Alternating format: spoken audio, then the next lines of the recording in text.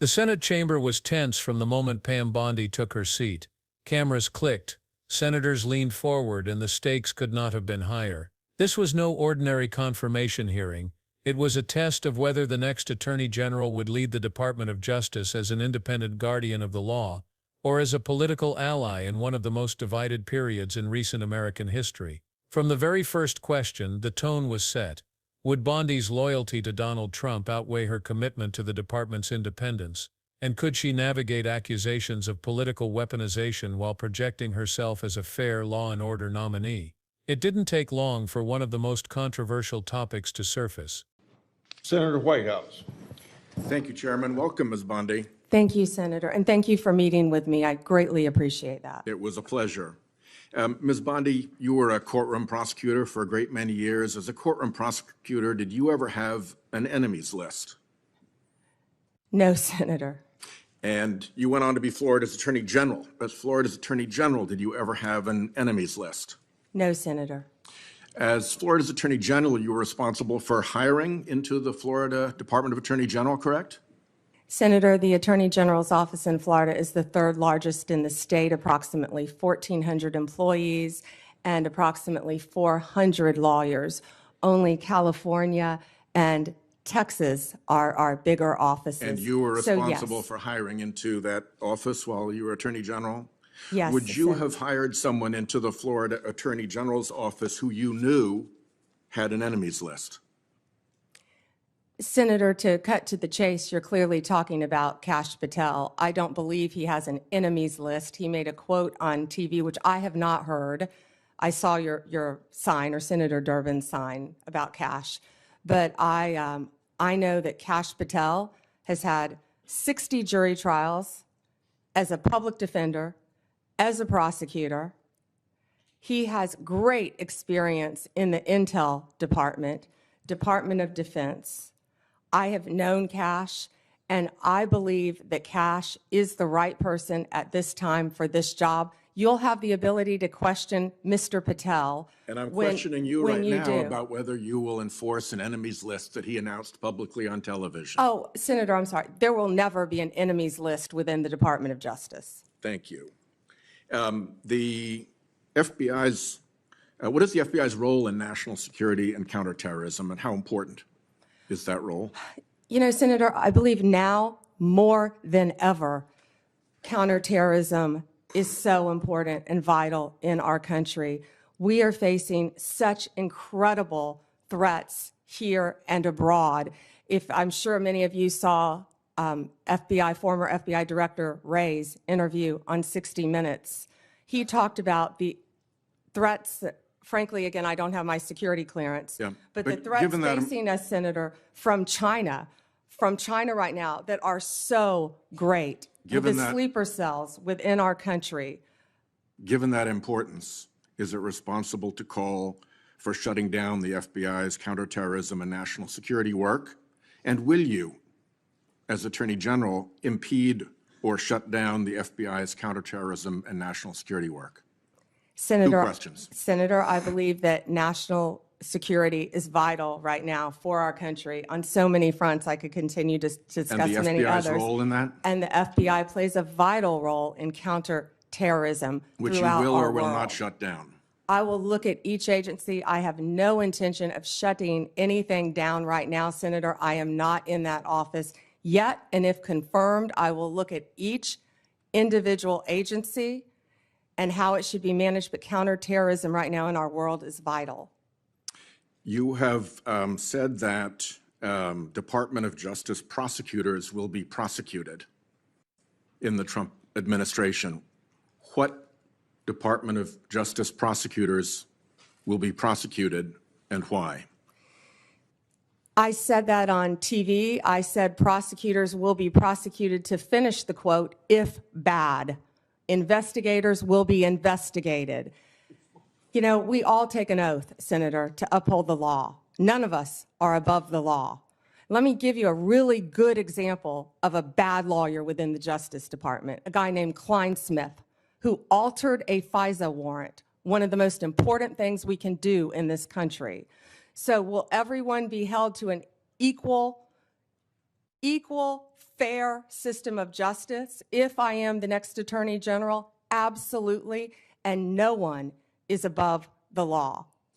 Under what circumstances will you prosecute journalists for what they write? I believe in the freedom of speech.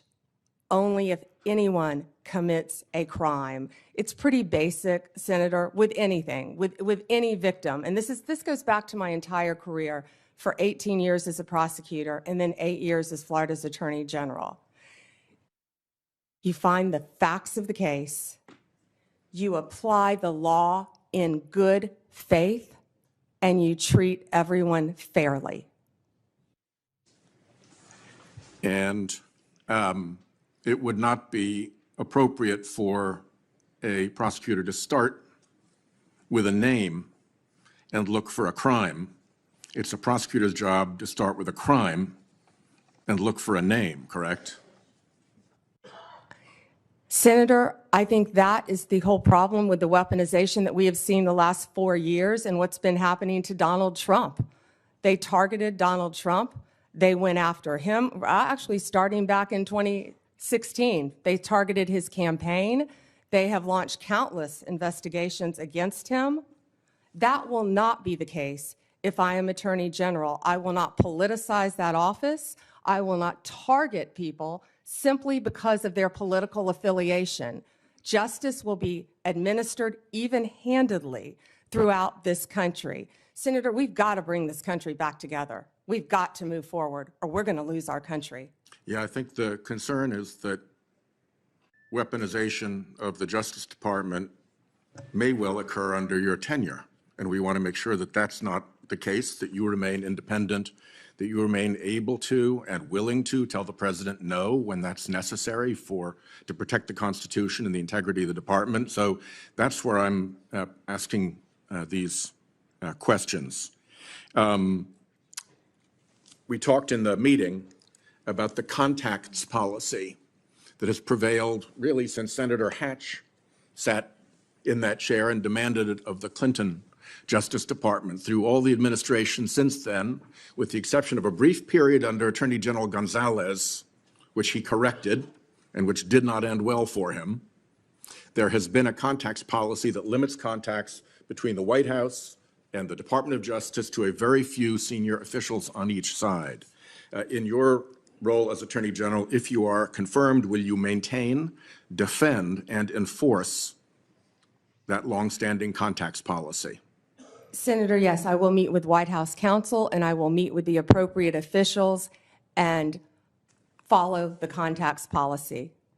My time has expired. Thank you, Ms. Bondi. Senator Cornyn. Senator Sheldon Whitehouse wasted no time revisiting Bondi's earlier television comment that prosecutors will be prosecuted if they are bad, and investigators will be investigated. It was a statement that had rippled across the political spectrum, raising alarm for some and sparking applause from others. Bondi defended her remark by pointing to a concrete example: Kevin Clinesmith, the former FBI attorney convicted of altering a document in the FISA process. She framed Clinesmith's actions as proof that no one, not even a government lawyer, is above the law. For her, the phrase wasn't about revenge, it was about accountability. But the question hung in the air: how would she define bad prosecutors and who would make that call? Whitehouse shifted gears, moving into one of the hearing's most heated exchanges. He brought up Bondi's hiring record as Florida's Attorney General, specifically her decision to bring on Kash Patel. Patel, a known Trump ally, had been accused of publicly suggesting the creation of an enemies list. Bondi cut in, insisting she didn't believe Patel ever maintained such a list, and praised his record, 60 jury trials, experience as both a public defender and prosecutor, and a significant background in defense and intelligence work.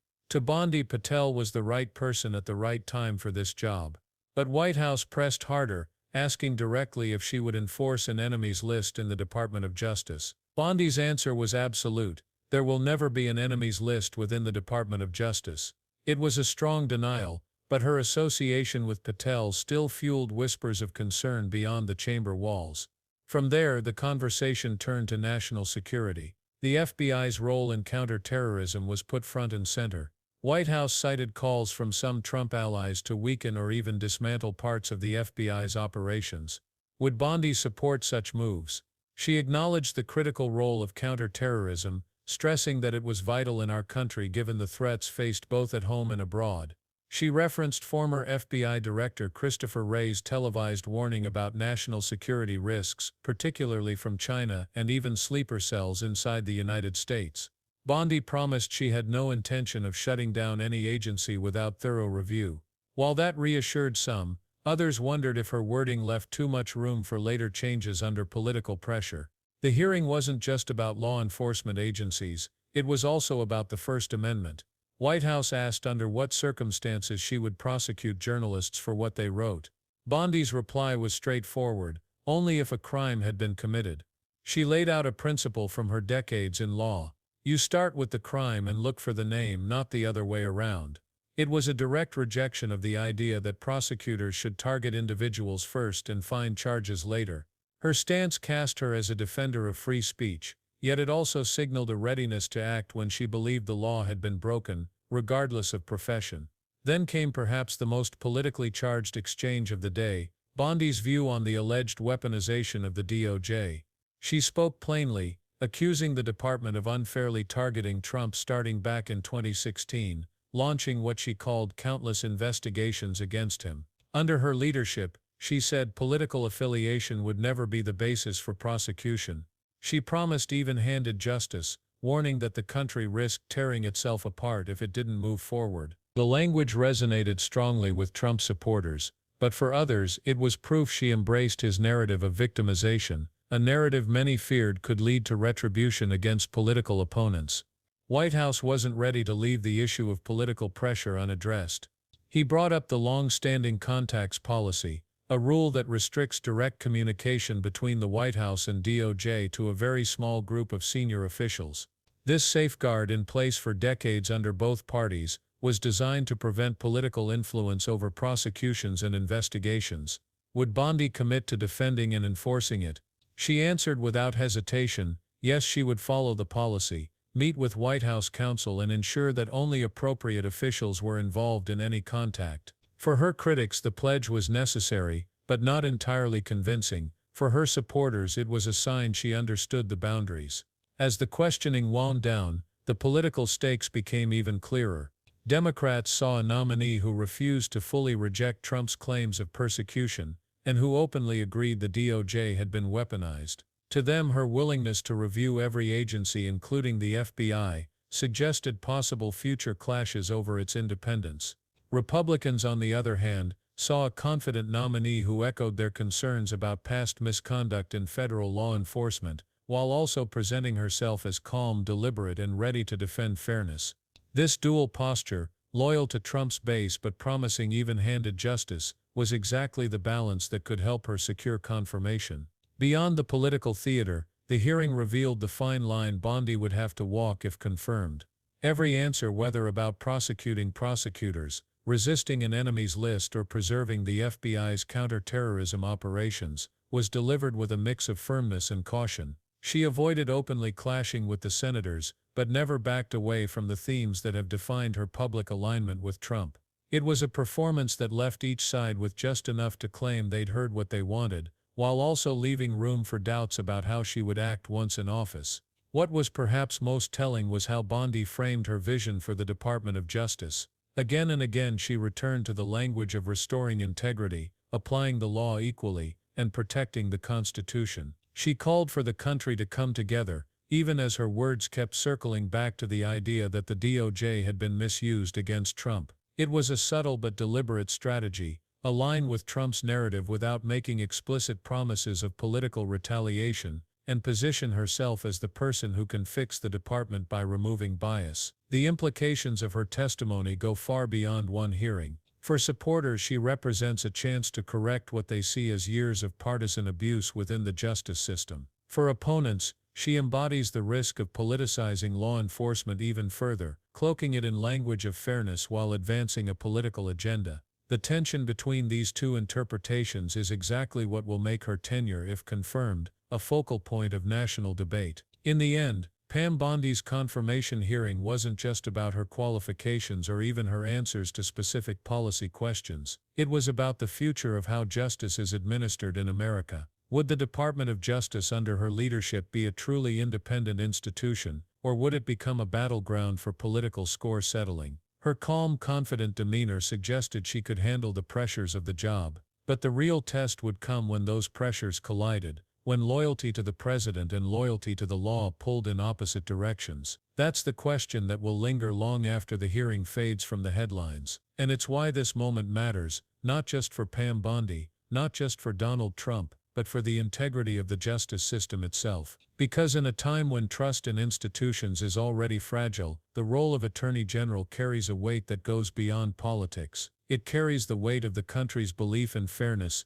accountability, and the rule of law. If you've been following this story and want to stay updated as the confirmation battle unfolds, make sure to like this video, subscribe to the channel, and hit the notification bell so you don't miss our next deep dive into the hearings shaping the future of American justice.